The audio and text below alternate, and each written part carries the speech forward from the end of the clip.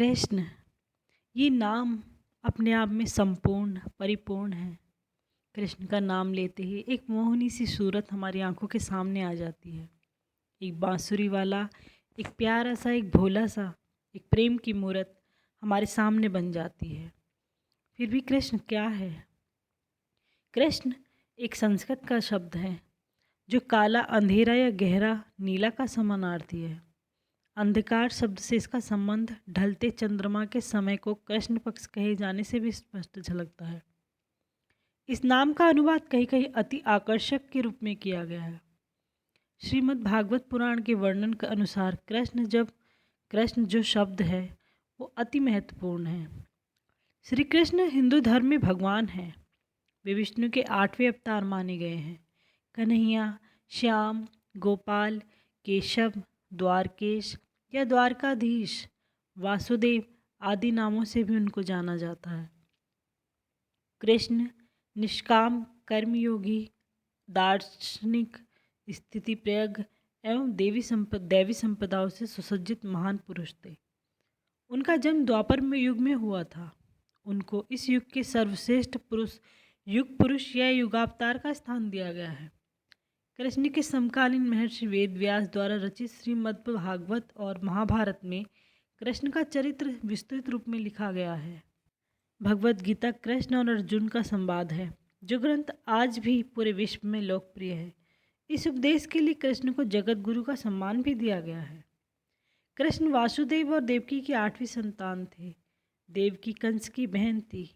कंस एक अत्याचारी राजा था। उसने आकाशवाणी सुनी थी कि देवकी के 8वें पुत्र द्वारा वह मारा जाएगा।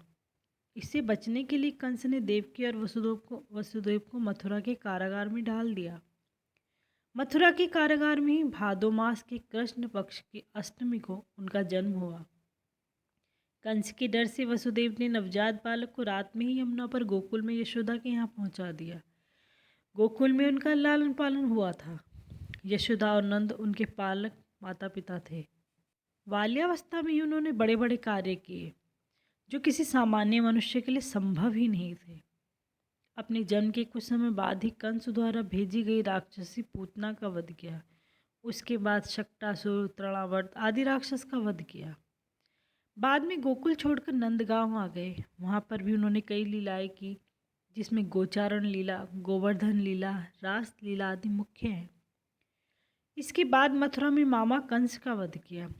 सौराष्ट्र में द्वारका नगरी की स्थापना की और वहां अपना राज्य बसाया। पांडवों की मदद की और विभिन्न संकटों से उनकी रक्षा की। महाभारत के युद्ध में उन्होंने अर्जुन के सारथी की भूमिका निभाई और रण क्षेत्र में ही उन्होंने उपदेश दिया।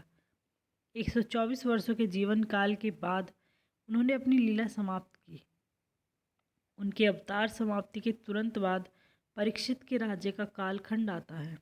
राजा परीक्षित, जो अभिमन्यु और उत्तरा के पुत्र तथा अर्जुन के पौत्र थे, के समय ही कलयुग का आरंभ माना गया है।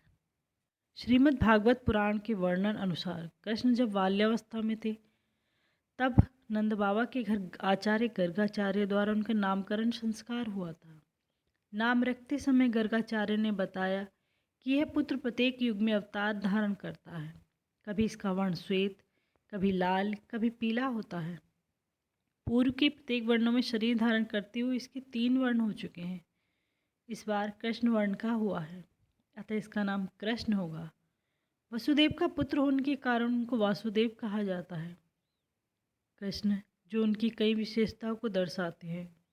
सबसे व्यापक नामों में मोहन, गोविंद, माधव और गोपाल प्रमुख हैं। ऐसे कृष्ण हैं। कृष्ण करुणा, ज्ञान और प्रेम के ईश्वर हैं। एक मोहनी सी मूर्त वाले, जाने कितनों का उद्धार किया, जाने कितनों को रास्ता दिखाया। आज भी उनके द्वारा कही गीता के उपदेश बहुत से मनुष्यों को बहुत सा पथ दिखाते हैं।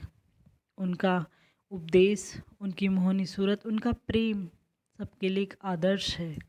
जय कृष्ण, ओम कृष्ण, गोविंदाय नमः। गोपाल, हे गिरधर, हे माधव। मैं नहीं जानती किस नाम से उनकी पूजा करूं, पर जैसे जैसे ही कृष्ण का नाम लेते हैं, एक मोहनी मूर्त सामने आ जाती है। जय राधे, जय श्री कृष्ण।